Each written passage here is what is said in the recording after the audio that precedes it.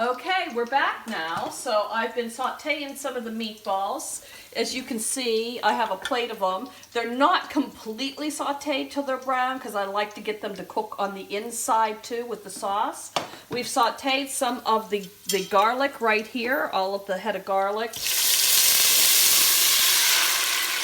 Okay, there's your San Marzano tomatoes.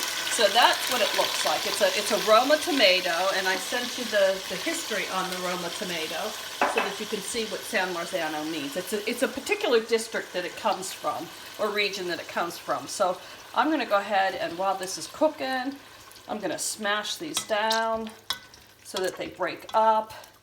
Kind of like crushing it, and I do them in the whole one so that I can get a fresher tasted tomato and it's not already all crushed. So it's going to go ahead and cook down here. So you can see how they're crushing nicely in there. And we're still going to have pieces of tomato, so that's going to give it a nice texture if you have a little bit of chunky sauce in there, especially if you're going to put it on a nice hoagie roll.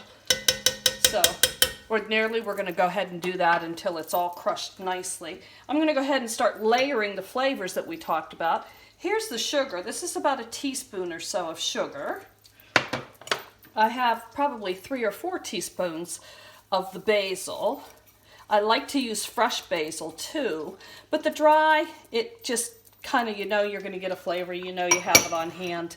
At the end, I'm going to add some fresh basil, probably on top of the meatball sandwich or on top of the meatballs and sauce. I'll just cut up some fresh basil. A little bit of red pepper seed, just a little blink of that.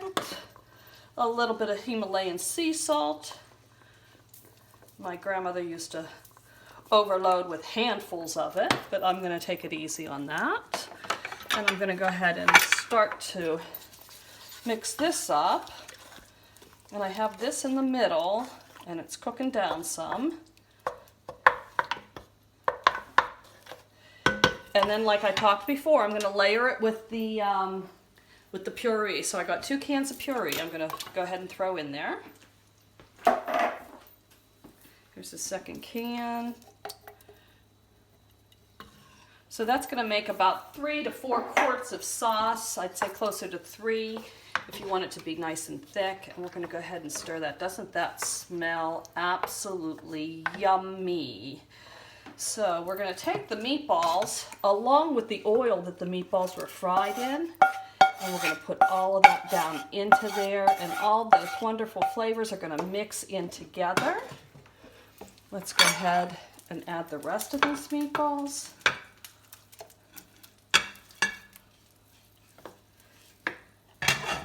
Make sure they're all covered.